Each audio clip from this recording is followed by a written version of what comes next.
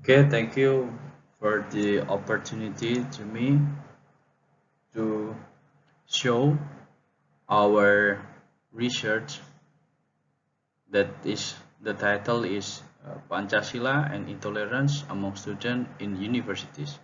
I am Banu Prasetyo from ITS and my teams also send a greeting to everyone who listened to the slideshow. The background of this research is first, the increasing number of intolerance in Indonesia. Second, the understanding of intolerance began to penetrate professional and student. Third, the focus research is to analyze factors affecting intolerance among students in university, especially in Surabaya.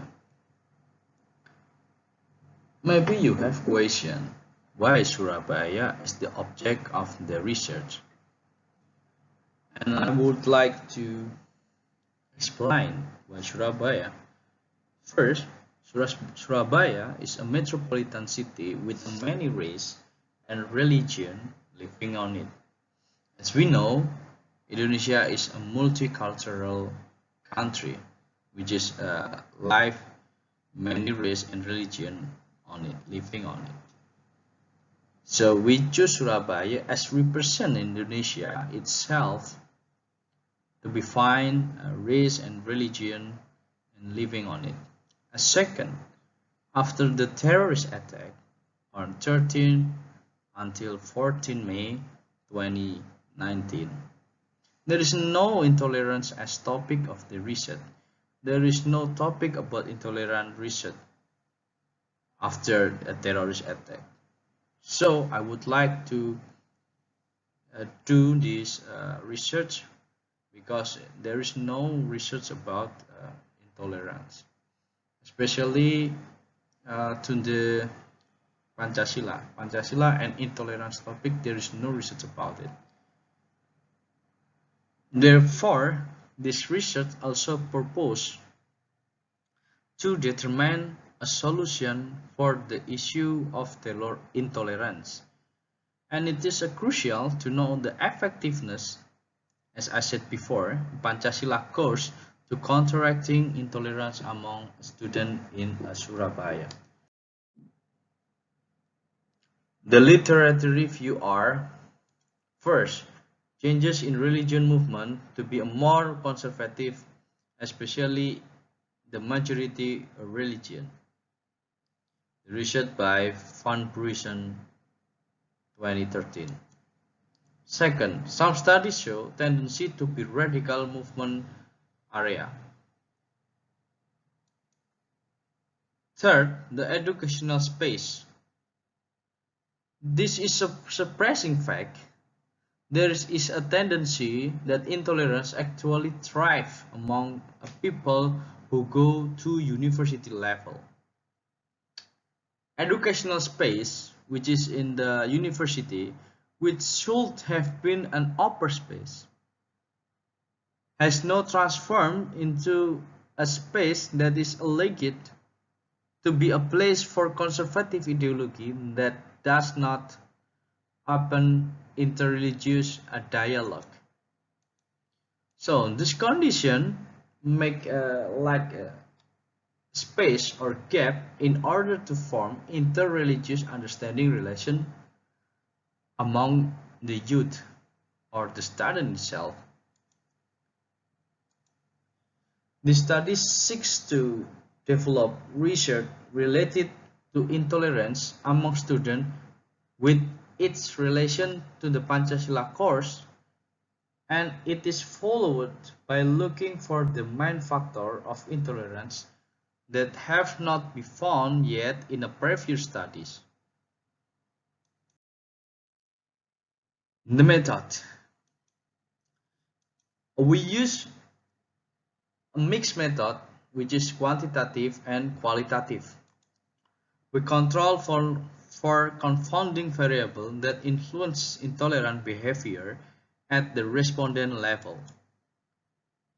As you can see, Y1 is the result bad behavior of the respondent measured by the value intolerance in certain period, and X1I is a variable that underlines student intolerance behavior obtained from several statements submitted, such as indicator of intolerant behavior, family background, community environment, fellowship, and Pancasila education. FNE 2I calculated based on the accumulated value of fanatism towards the religion they have. X31 is control variable derived from the characteristic of the respondent itself, namely gender and religion. I is the number of the respondent used. A1 is the coefficient of interest, and Py and Pi is an error term. If the attitude of fanatism distributed randomly in its respondent, the marginal effect of the fanatism on the religion will be estimated using the cross-section data option as follows. As you can see, this is our method. Result and discussion. The use of social media for religious content is an instrument for the right decision or religious fanaticism. After controlling for all covariative use, social media access didn't directly affect student intolerance behavior in East Java, especially in Surabaya. Although this assumption cannot be tested directly, it can be understood since intolerant behavior is determined by the characteristic of the respondent in accessing information through social media that they use every day. As you see on the table, if you want to more specific data. The conclusion from our research are: first, the level of intolerance among students in Surabaya is still relatively low. It might imply that tolerance is well maintained among students. The reason that tolerance can still maintain is because the implementation of the Pancasila as a course subject in a college. Pancasila course can make students have a deeper knowledge of tolerance both in social and political life. However, the students still show political intolerance behavior when it comes to the election leader, especially the president. The last, Pancasila as an education that teaches tolerance is still considered effective enough to encourage the behavior of tolerance among students. So, I have a little advance about it.